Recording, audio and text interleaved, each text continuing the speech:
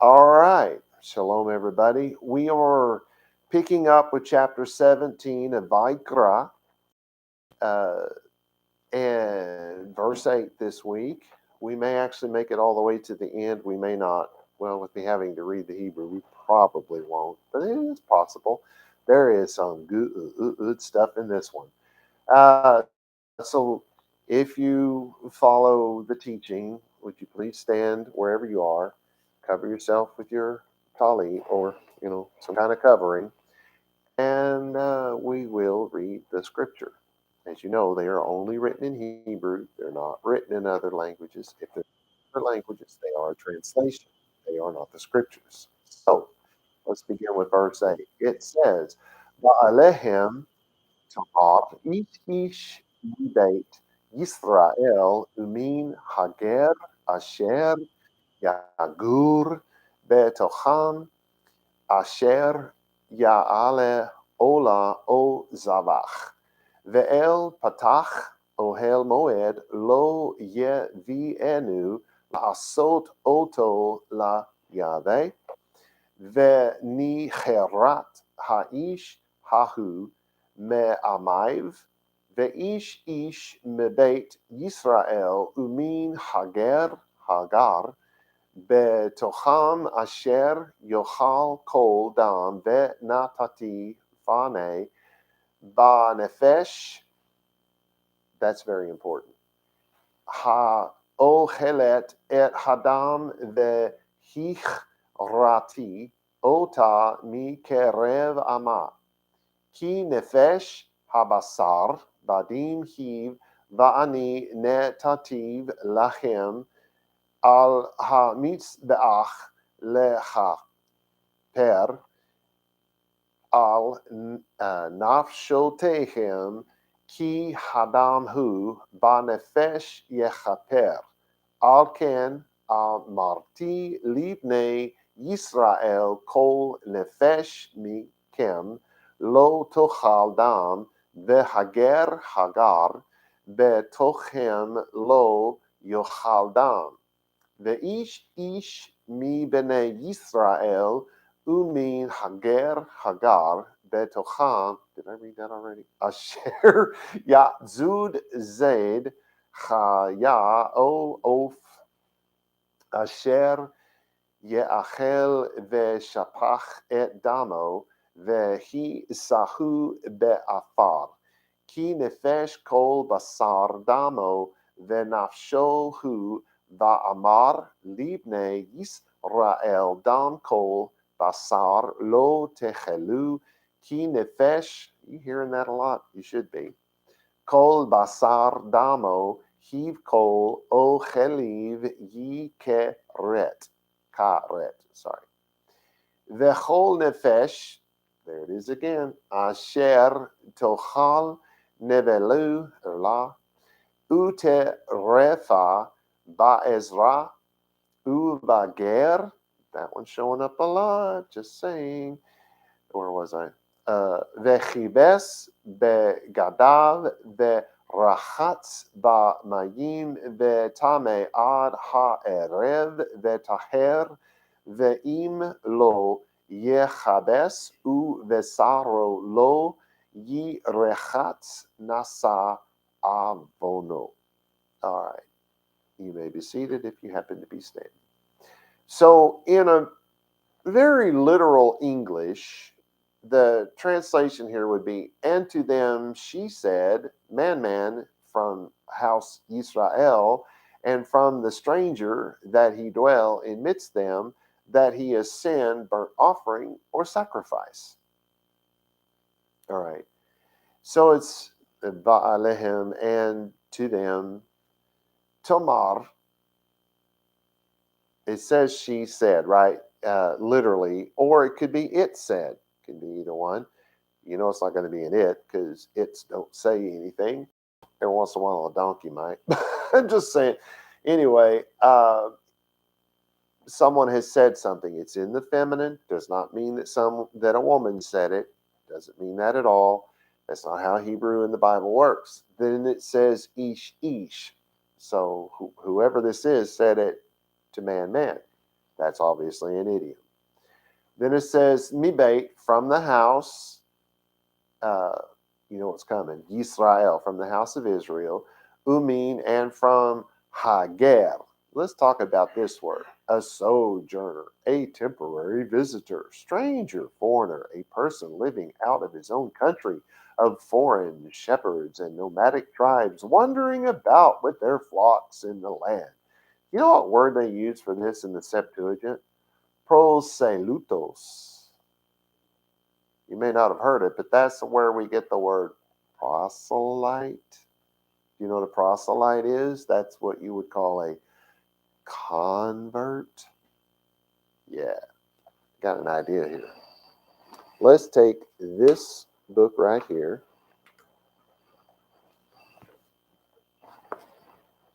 And let's look in it. I have it marked. For those of you who may not know, this book is the Onkelos. It says the Erwin Jonas Onkelos on the Torah, understanding the Bible text. And then it says Leviticus, well, it says vaYiqra in Hebrew, and then it says Leviticus under that word. It reads from right to left, which is a little bizarre because let me try to show you this. You'll start reading, well, if you start reading here, you go down this row, then down this row, then down this row, then down this row. Then when you get to the end here, you got to flip the page over here and start over. So it's a little bizarre, but you'll get used to it once you start trying to. You should get you. These are awesome. These are really the best translation of the Onkelos work I've ever seen. Not that I think very highly of the Onkelos. I know it is the gold standard in Judaism. I do not like it personally, but if you're going to get one, this is the one to get. Unless, of course, you speak Hebrew and Aramaic, then, get the original one. That's the best one. Anywho, there's some things that they said in here that I wanted to maybe read to you. It says here that verses 1 through 9 of chapter 17 restrict sacrifices to the altar near the entrance of the tabernacle. Verses 10 through 12 address the handling of sacrificial blood and the prohibition against drinking any blood. Verses 13 through 14 mandate that the blood of animals caught during a hunt must be poured out and respectfully covered with earth in a kind of burial process. Verses 15 and 16 prohibit eating the flesh of animals that died an apparent normal death and those that were torn by beasts. I don't completely agree with their assessment of this chapter, but we're about to find out why. Let's see, what else? Okay, then there's some nonsense and some more nonsense and some weird stuff and some dumb stuff. What else do we have here?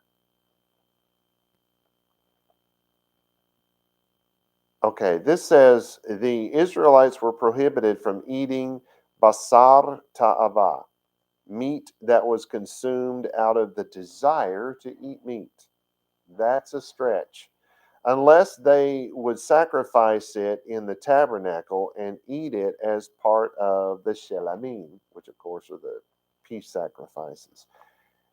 Yeah, that's a little out there. And we're going to get to that, I think, today. Then it says the Israelites could only eat flesh after part of every animal was offered to the altar uh, as a sacrifice, and specifically as a peace sacrifice, which that I fully agree with. When the Israelites lived in Canaan, and many of them lived far from the tabernacle and later the temples, they were permitted to eat meat that was not slaughtered as sacrifices. I kind of agree, and I wouldn't say I disagree, but I think there's a little tweaking needed here. Then we go on here. Then it says, this is interesting. As long as Moses had not yet erected the tabernacle, sacrifices could be offered anywhere, as occurred in Exodus 24:5. Once it was erected for the first time, sacrifices were restricted to the tent of meetings. We're going to find that out for sure. I guess we already have. We've already been through verse 4. Oh, but here's an interesting thing they said. Listen to this. There is absolutely no basis for imagining that our Targumus, now this is the writer of the Onkelos, whoever that was, we know it wasn't Onkelos because there's stuff in the Onkelos that was written way after the Onkelos person died. So anyway, we know it wasn't written by a guy named Onkelos. Anyway, there's absolutely no basis for imagining that our Targumus believe that demons actually exist. That's because in his lifetime, in those earlier years like that, they didn't exist. Not among the Jews. They had no idea what it was. Just read the stuff that, what's his name? Josephus wrote. He didn't have any idea what it was. Anyway, and if you read the New Testament in Greek and you're realizing that it was first written in Hebrew and poorly translated to Greek, you realize there's nothing about demons or devils in it either. But your translations are full of it because those came so much later. Anywho, so he's saying there's no reason to think that the Onkelos, whoever wrote that, ever believed in that. Then he said he took the term from Deuteronomy 32:17, where the noun is in the Bible itself. I don't know what they mean by that.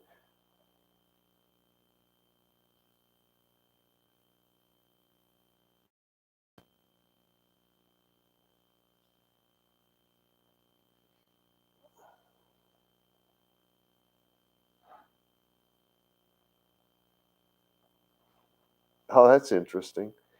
He's saying that Onkelos somehow gave the meaning of the word ger, which is proselyte. That's why I stopped.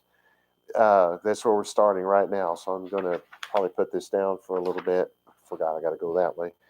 Anyway, he says our Targumus used the meaning that ger acquired in the post-biblical period. So somehow this man who lived in the biblical period took a meaning from the post-biblical period. Stupid is as stupid does. I'm just saying. I didn't say that out loud, did I? Anywho, we're going to go back to this in a little bit. There's not a lot there on this chapter. There wasn't just a whole lot to work with when it comes to the sages, especially because most of what they said was nonsense. Okay, sorry, there's something popped up on my screen. So let's talk about the word ger. That's where we are, ha-ger. They say stranger. No, it's the proselyte, the convert. And keep that in mind because that's literally what this word means. It does not mean, it is used of temporary dwellers who are from foreign countries. It is certainly used in that way because hope I didn't break it. Plus, I didn't know where it went. Oh, got all kinds of stuff on my screen again. Anyway, it was, you have to realize that when you're looking at a lexicon or even a dictionary, over time, the meanings of words are changed in these books. And the lexicons on the biblical text, for the most part, come from Germany. I don't know if you guys knew that, but for instance, Gesenius, a scholar from Germany, and everything, even the Brown Driver Briggs, just look in the very introduction of that book. It says, based on the work of Gesenius, right? So I've never understood why anyone would use the BDB if you can go straight to the horse's mouth. But anywho, that's my opinion on that. These guys were Germans who had learned Hebrew. Some of them were self-learned, as like myself, which is why I have trouble conversing with some people because the way I learn the words, I form them in my own head and I say them one way. And people from different places, Russia or Israel or wherever, they say it a different way. And so sometimes I don't even recognize the words. And sometimes they don't recognize them when I say them. And they're words that we would otherwise normally understand. that was happening here with these guys. They thought Hebrew was a foreign language or a dead language, so they didn't even bother to maybe find somebody who spoke the language. I'm just saying. Anyway, so some of that was going on. And these people were reading the Bible and trying to understand what these words originally meant. They had some things to go by, but not a lot. And so, very Western ideas, very even German ideas, found their way into these books that didn't belong there. They were not put together by men who truly knew what they were doing. Unfortunately, if Pocock back in the 1600s had done something like that, we would really have something good, because he was a fluent speaker of all of the important Shemitic languages of the time. He was a professor of Eastern languages and stuff like that, customs, culture. He taught all of that stuff at Oxford University. Too bad he didn't do it. Things would be very different right now. But it came, 200 years after his death, unfortunately. Anyway, this is certainly used to people from foreign languages, no doubt about that. But for the most part, this means proselyte. We are talking about converts. We're not talking about just some guy passing through Jerusalem one day. We're not talking about some guy who has no religious aspirations of any kind that just happened to move to Jerusalem and found that he could make a good living there and stayed there. Those are not the people we're speaking of. Just because they were a foreigner living in Israel does not mean that this is talking about them. Oh, the God, the God who gave us the Bible was talking specifically to people who served him. And he was not concerned with anyone who did not. This was all about helping us, not everybody else. Because the assumption is maybe at some point everybody will realize this is the truth, that God really did create everything, and that there was not some cosmic flatulence out in the cosmos somewhere that caused everything to happen. That is so nonsensical. Anyway. So let's get this. This Bible Hebrew, this is talking about a convert. So God is talking to the Jews who live according to the Torah, not Jews who don't even accept that God even exists. Torah observant Jews and their proselytes, people who are converting to live their lives in the same manner that the Jews did. And by doing so, they become Jews. So the reason why there is a separation between the two words and they're not using the same word is because this is the person who's in the process of conversion, not the person who has converted, because once you convert, that makes you a Jew. You do not have to be born into a Jewish family and raised in a Jewish way to become a Jew. That's what the whole proselyte thing is about. And in the end, when you have completed, let's get off my hair here, when you have completed this thing, you become a Jew. All right, so this is Asher Yagur, and that's of the word to dwell, to hang out, to stay somewhere. So that these are the proselytes we're talking about at the very moment that happen to dwell. Betocham. And this says, in the midst of them. Well, there's all kinds of things that can mean, but basically it doesn't mean that people who live right in the middle of their town, or people who live right in the middle of their house, or right in the middle of all the property that they happen to own. No, it doesn't mean something like that. So it's not talking about other people who God is not talking to or about. You follow what I'm saying? Besides, this is an idiomatic statement. We're going to get to that. This is Asher Ya'aleh, and so it's to go up, it's just to ascend. So obviously we're talking, what's our subject here? It's sacrifices. So this is this could actually be two things. It can either be of the sacrifice lifting up to heaven, or it can be, say, the word bear. You're going to bear the punishment. You're going to bear the hardship, right? Ascending is the same thing. It's to be high, to be lifted up, to go up. Very often used in speaking of those who go from a lower region to a higher region. That's why they use it of sacrifices, because the smoke starts here on the altar and it goes up. But since It's also used of the temple mount because it's up high, and you go from down low up to the higher place. So it's used of all kinds of things. A Bible Hebrew being a, what do we call that? Primitive language, which means fewer words, lots more uses for those words.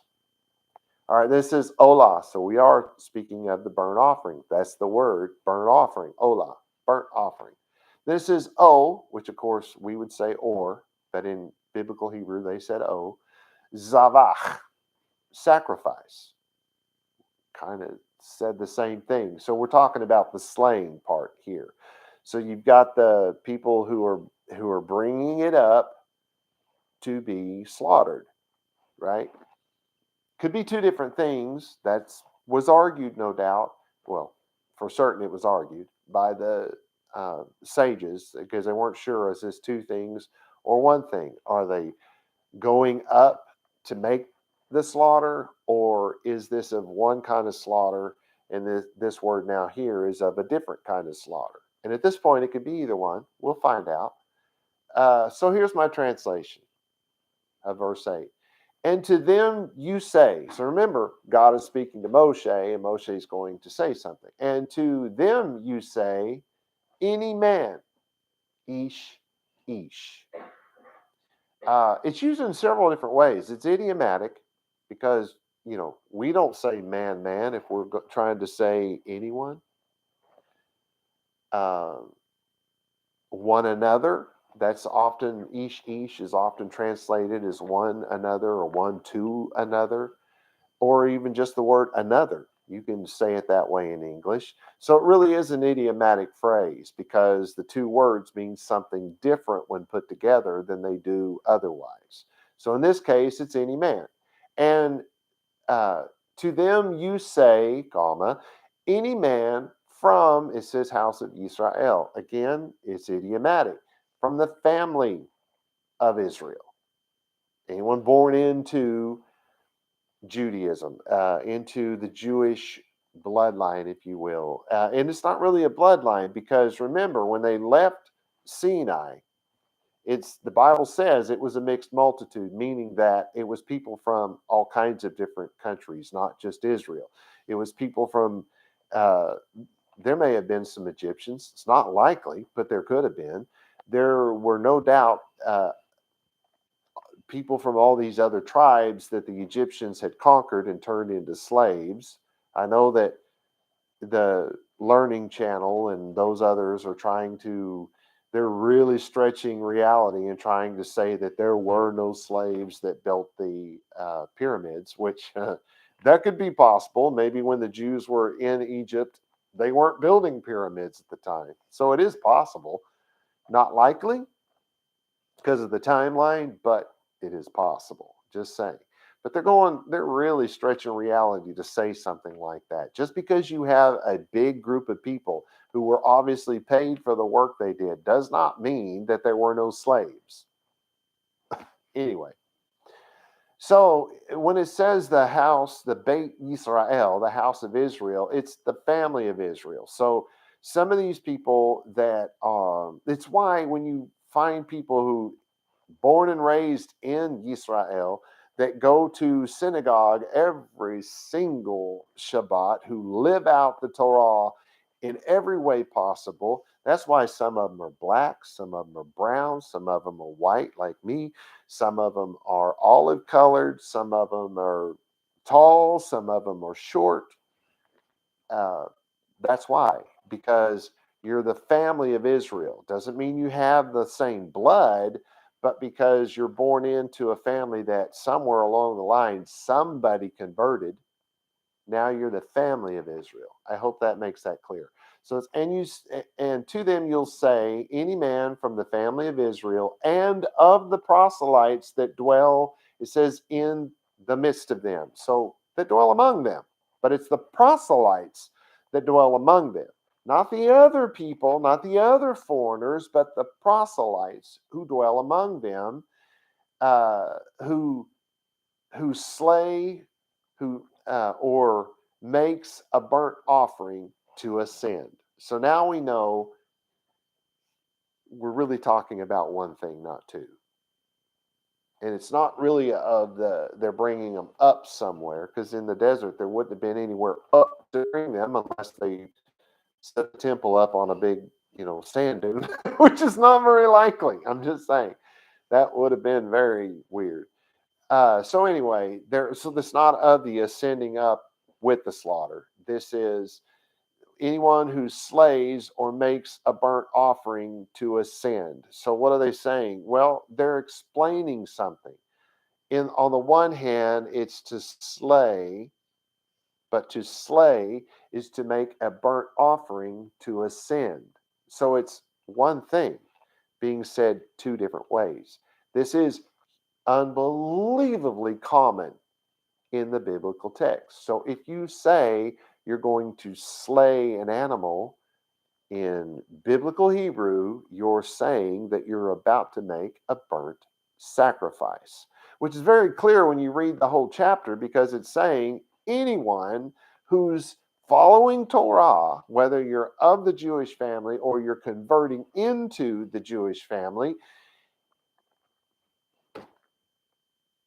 you have to follow these rules. And these rules are you have to show up at the tabernacle, if you remember last week, to make those sacrifices. If you don't, that's a sin. Okay. So our next verse, oh boy, I took a long time on that. Oh. Our next verse, verse 9. And to entrance tent appointed times, not he come us, to make with he to Yahweh, and will be cut off the man. Literally says the he, which means these to us. So the man, these, from people his. Oh, we're going to get something good out of this. So we have the L, and to petach. Petach, that's the entrance. It's not of the gate or the door. It's of it being an entrance. So though there will be a gate there or a door there doesn't even have to be. An entrance can be an archway. It's still an entrance, right? Anyway, petach, that's what that word means. Then it says, Ohel Moed, of the tent of appointed times. Not, it says, lo. So this is the negative article. So whatever it says next, you're not going to do this. So not Yevi Anu, not he comes, not he brings, not he will show up. He will not show up. He will not come. He will not bring something. Well, yeah, that's bring. La asot. That's of the to labor, to work. So he's not going to bring something to do. This is also used of the making a sacrifice. Let's go a little further so this makes sense. Oto, with him, la Yahweh, to Yahweh. Ve nicharat, and he will be cut off. So what were we talking about? The burnt offering. So he will not bring a burnt offering to Yahweh without being cut off. So here's one of the issues that you really need to know. The living according to Torah is an individual thing. It is not a group thing. And so if you're to be cut off, that means you're supposed to cut yourself off. Because the truth is, most of the time, the rest of us aren't going to know what you have or have not done. So it is up to you to make this separation. And this is a separation. This is to be separated from. And it's going to say, ha'ish, so that man will be separated, hahu, so, or these men, it should be, me'amaiv. Oh, this is interesting. From peoples, it's in plural, peoples, his. All right, let's go back to our little book. I love these books. I usually agree with most of it. The Onkelos is fabulous, but this time around I have a few little disagreements. They said about verse 8, his people, it says, Saadia said this refers to a sacrifice, which I've said. I am in agreement with that. But it goes on. Scriptures amav, which is the word we're looking at, is written in the plural. So it's peoples, as if to read his peoples, rather than amo, his people, which would be the singular. Onkelos reduces the apparent grammatical irregularity to the singular, since the verse refers to a single man. Really? God made a mistake? That's what they just said. God messed it up. He didn't know what he was doing. Oh, God got it right, but Moshe wrote it down wrong. There goes your whole infallible, inerrant, inspired teaching. And yes, that is part of the Jewish culture. We have bought into that idea. It's an idea that didn't exist in Christianity until 1978. Well, a little before, but it was put into writing in 1978. 1978. Yeah. I was a young man in the military, married and raising kids in 1978. You follow what I'm saying? So, yes, I am old. I'm only 23, of course, but anyway, you guys get what I'm saying here. This is a new thing. This is not an old thing. You cannot find anywhere in any place in biblical writings, whether Christian or Jewish, where they ever said that the Bible was infallible, inspired, and inerrant anywhere predating 1978. Yet look at us as Jews. We believe that God made everything perfect. And then here comes somebody who says, well, Onkelos didn't think it was perfect. And they're right. He didn't. I'd have to agree with that for him to change this from plural to singular. But if you're a proselyte and you're in the process of conversion, that means you have peoples. That means you have the people from which you came and the people to which you're going. So it is quite correct to say it in plural. Anyway, it's not rocket science, and I would know. Anyway, I did work on jet propulsion when I was in the military. We have, we got a ways to get to verse 10, so we probably won't this week. Anywho, so we have his peoples, and you know why now. So here's our translation. Let's see if I said the right thing. And okay, so because realize this is the same verse. They just split it up into different verses, but we're still literally on the same verse. So it's a continuation of verse 8. But it says, and does not bring it to the entrance of the Ohel Moed, to offer it to Yahweh. Well, I was going to bow my head, but my hair's getting caught in this chair. But does not bring it to Yahweh. These men will be cut off, or these men will cut off themselves or their selves, however that's supposed to be said, from their peoples. Not only does God not want these people to be interacting with the Jewish people, he didn't even want them interacting with the others. Why? Because, well, that's kind of a bad example, you know? You don't want to be a bad example among your own people. You sure don't want to be a bad example among the people from which you left, right? You don't want to give your family ammunition to say, yeah, but these men will cut themselves off from their people. The words, these men will cut themselves off from their people, make it clear. Now listen carefully. This is where it gets really cool.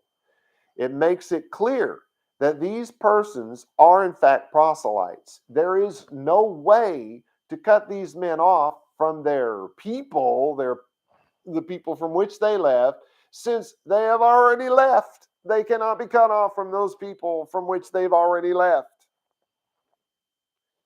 In other words, cut themselves off from their new people when they left they've already cut themselves off from the old people. Now they're being told, not only do you not cut yourself, you got to cut yourself off from your current people to which you're going, but you're also being told not to go back crying to them. So they cut themselves off from the last group of people when they left that place. Now they're cutting themselves off from the new people and the old people. This is total seclusion. And it is your responsibility to do this to yourself. It is not my responsibility as your rabbi to somehow know everything that you are and are not doing in order so that I can say, get out. I'm probably not brave enough to do that in the first place. So God can't depend on me. You got to depend on you. All right. Do we have? Yeah, we have plenty of time. Let's go on to verse 10. Very literally in English. And man, remember that one? From house Israel, remember that one. And from the proselyte that dwell amidst them, that he devour all blood. And well, no, now you got to have all kinds of blood you devour. And gave me faces my in soul that eat the blood and cut off her from midst people. Oh, by the way, I think I just missed something. Let's go back and look at that. Oh, verse 8. Okay. This was something else I was going to bring up. It's very important. Let's bounce back to verse 8 before we go on, because this is very important. You remember that I have taught you in times past that any time you read, and God said to Moshe that while we are on the same subject most of the time, not every time, but most of the time, this is a change of topic. And God said to Moshe, or God spoke to Moshe saying is more common, right? So we know that this is either a subject change or a topic change. And generally the idea in translation when they first started this, though they didn't do it well, what they were trying to do is every time you had a change in subject, they would give you a new chapter. The Jews certainly did a better job of that than the Christians did, but they didn't always get it right. Close, but no cigar, right? Not quite there, but way better than the Christians. Anyway, well, the Christians, I don't know if they even knew that. So we have in verse 8, and to them you say, does that sound familiar?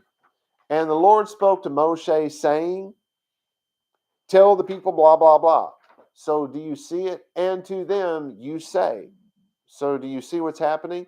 This is a change of topic. The subject has not changed. It's not a place to put a new chapter. It's a bullet point, if you will.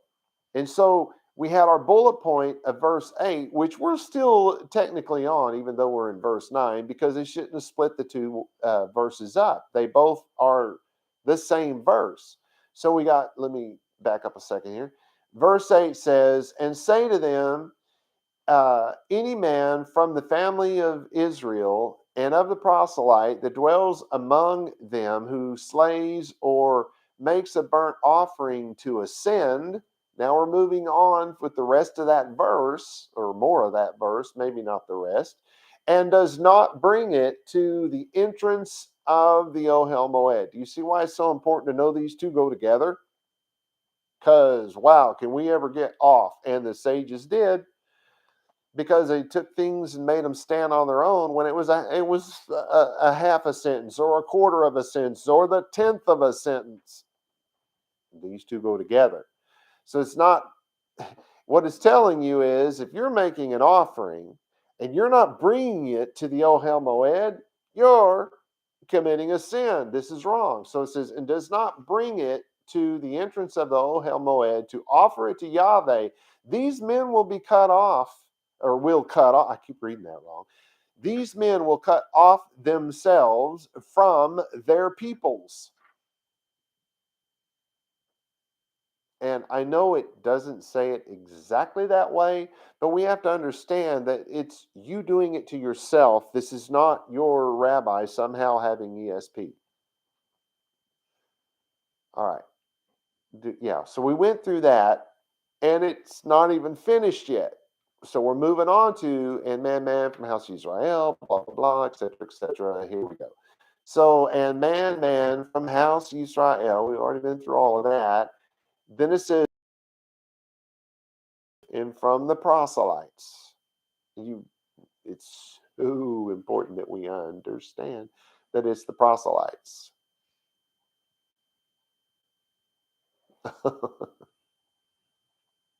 Hagar. So you have the Hagar is the sojourner, and the Hagar is that dwells betocham, in the midst, so that dwells among them.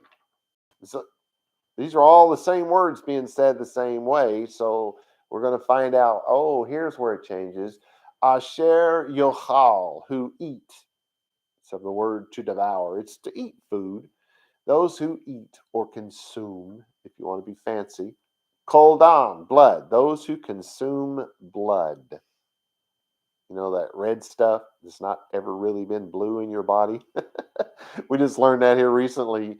We were told in junior high and high school that your blood is actually blue inside your body and turns red when it hits air. It's not true. It's a wives' tale. Anywho, so your red blood, that stuff. Venatati. And so this is that word from Natan where we get the name Nathan.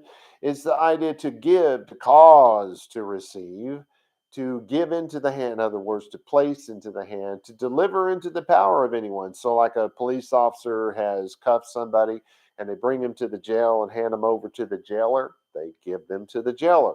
The jailer, it's not, that person is not that jailer's property, right? But they, anyway, hope you guys understand what I just said. All right, so it's that idea. But this is the word to establish, to found. Those are the same things. If you to place something somewhere, it's the same. All of that is built into the same meaning. Phane, so that's pana, pane, panim. It's the faces, so it's before something like that, in the presence of, that sort of thing. Banefesh. Wait, what? Banefesh? Nefesh. They say breath, breath of life, a sweet odor, which is exhaled. Oh, I guess they just brushed their teeth. The soul, anima, by which the body lives, the token of which life is drawing breath, hence life. Vital principle. On account of life, to save life.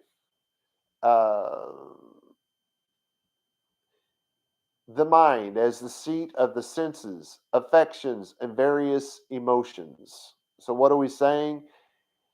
Forget the life part, that's Western. This is the soul, the part of you that lives on after your body does not live on. Then it says, ha'ochelet, that eat, that consume. Then it says, et hadam, blood. The hichrati, that's your word for cut off. And then be cut off. From, it says, mikerev, the interior, the midst, ama. This is people in plural, or not plural, singular, from the people. So our translation, and any man from the family of Israel and of the proselytes that dwells among them who eats any blood, I will turn my back against. What? Where did that come from? Well, it's an idiom. And gave or give me faces my. And give me faces my. Could you imagine trying to translate that into English? Well, the best way to say that in English, given that it is an idiom, is turn my back against. And that may not be the best one because, again, this does not translate into English very well, but that's the best I could come up with, so that's what I've said. I'm going to have to explain. Then it goes on. The person who eats the blood or consumes the blood, probably should say that because you're probably not eating blood. You're probably, well, I don't know. You're probably not putting blood in a cup and drinking it, right? Like Uncle O said. That's probably not what you're doing. What you're doing is when you cut into your piece of meat, the thing is still moving. You know what I'm talking about. Your meat is bloody. That's how you consume blood. right? That's the idea. So anyone who has done that, the person who eats the blood or consumes the blood, will cut uh, himself off from among the people. So it's already said he's going to cut himself off from among the people. And now it's saying, and it said it in plural, that's from everybody. And now it's saying of the people. There's a reason for this. Okay, God is not turning his back on anyone. The person who eats blood from a sacrifice, because this is the subject here. We've had, it's a separate topic from the previous, but it's still the same subject. We're talking about the sacrifices made at the tabernacle or at the temple. Once the tabernacle's gone, you build a temple. Anyone who eats of the blood of these sacrifices, you have got to understand this is not just blood anywhere, anyhow, anything. Now that's coming up, but that is not here. Here it's the blood of these sacrifices, and there's a reason why that's so important. The person who eats the blood from a sacrifice turns his or her back on God. That's why God's back is against that person. Not because God turned his back, but because the person turned his back or her back. At that point, God is turned against the person. In other words, that person will receive nothing from God, which is how this person is cut off from the people, even if he remains in the midst of them. It is very important that we notice here that eating blood is not, at least at this point, a sin. Eating the blood of a sacrifice is the sin that with which we speak currently, with which currently we speak, I guess is how you would say that in English properly.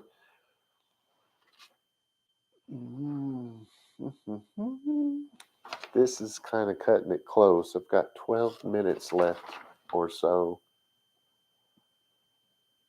I'm not sure I have enough time. I'm going to go ahead and try it. Verse 11, very straightforward in English. For soul, the flesh in blood, and I give him to you upon the altar to cover upon souls your, for the blood he and soul he cover. Okay, we have to get through this. It's going to tie all of this stuff I've been talking about together. All right, so ki, which means for, nefesh. Now, I don't know if you guys have noticed this so far. Unless you're looking at an English Bible, you may not have. It says the word life in English instead of soul. This word is nefesh, and so let's take a look at the word nefesh, the soul. We already kind of have the soul, anima, by which the body lives, the token of which life is drawing breath. Hence, life, vital principle. The mind is the seat of the senses, the affections, the various emotions. To the motive feeling and of acting is pride, patience, and impatience, to will and purpose, to the understanding and the faculty of thinking, that in which there is a soul or mind, a living creature. It's not about life. It's about the part that lives on. Very literally. It could be another way. We're going to come across that here in a moment. Then it's ha-basar. That's your flesh. And so on an animal, that's their skin, right? You understand that? The soul of the flesh, badam, that's with blood or in blood. Uh, he, which means she or it. Netativ. Well, that's to give him or to place it or give it. Because remember, it is in Hebrew, Bible Hebrew anyway, the word we would call it in English. They do that. This is the word they use for it. But because it is a gender, a language with gender, you have the feminine and the masculine, right? Anywho, you guys know all about that. Oh, I thought I skipped the word there. Oh, I did. Where'd it go? Oh, no, that's the word. So to be a little more clear about this word, the meaning of give, to set, to put, to place, to make a covenant, to set before anyone, to set someone over anything or person. It could be that too, but it's of the setting and the putting and the placing, establishing. To make or constitute anyone to be anything. That's establish, right? You get the word establish from that. Upon, all, the Hebrew word all, which means on or upon. Then we have ha misba'ach, on the altar. So anything is placed on the altar, not established, but placed, put on the altar. Lechaper, to cover. This thing is put there to cover or for a covering. You can say it either way. Al, which is on or upon. Nafshotehem, that's your soul, a covering over your soul. It was put there as a covering over your soul. So, ki, which means for, hu ba nefesh, for its flesh, it's not flesh, it's soul. Yechaper is the covering, it covers. So here's your translation. Thank God I got through it.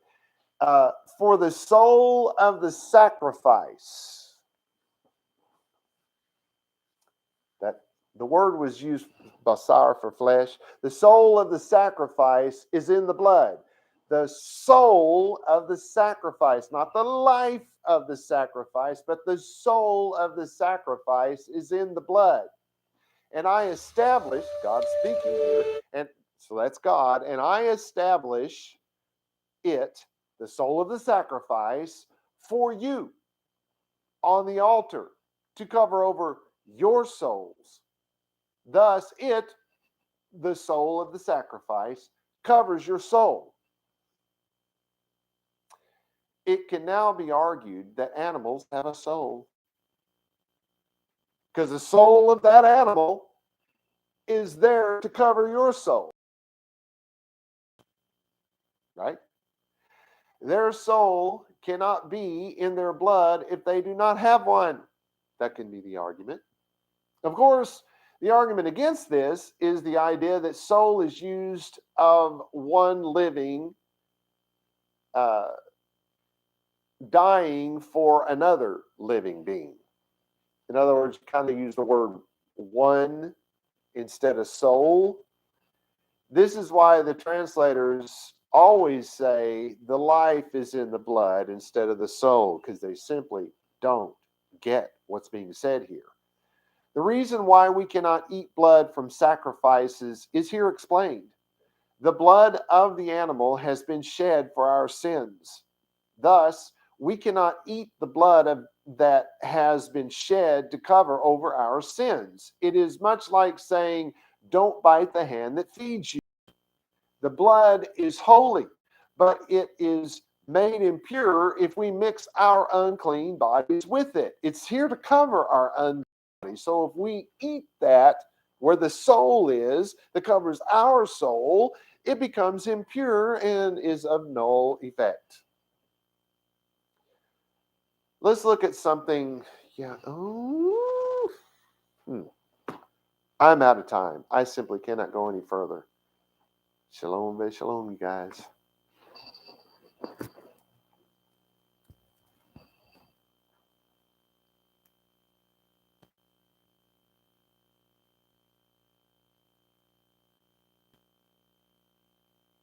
The blessing, vaYiqra. Yevarecha Yahweh v'yish merecha. Ya'er Yahweh panai lecha v'hunecha. Yisa Yahweh panai v'lecha v'yasim lecha shalom. And in English, may Yahweh cause you to lie down so that you may rest. May he touch and caress you. May he prepare you for what is ahead. May he watch over you. May he keep you from harm. May he cause goodness to grow in you and take away the bad. May he arrange your life and cause you to flourish. May he cheer you up and gladden your heart. May he cause his light to shine through you. May he show you tenderness and favor and love in his presence. May he show you kindness and be delicate towards you. May he show you his generosity, mercy, compassion, and desire for you as it comes forth from the depths of his soul. May he lift you out of your pit and deliver you from the things that hold you prisoner. May he draw you to his chest and cast his eyes on yours. May he show you his love and desire for you as he cradles you in his arms. May he bear your punishment and pardon you of your sin. May he take you for his bride. May he establish a foundation in you. May he place his name on your heart and mind and make your body his temple. May you be his treasure. May you always be on his mind. May he draw you near and comfort you when you are afraid. May he assure you there is nothing to fear because he is with you. May you and all that concerns you be at peace because he is your friend. Amen.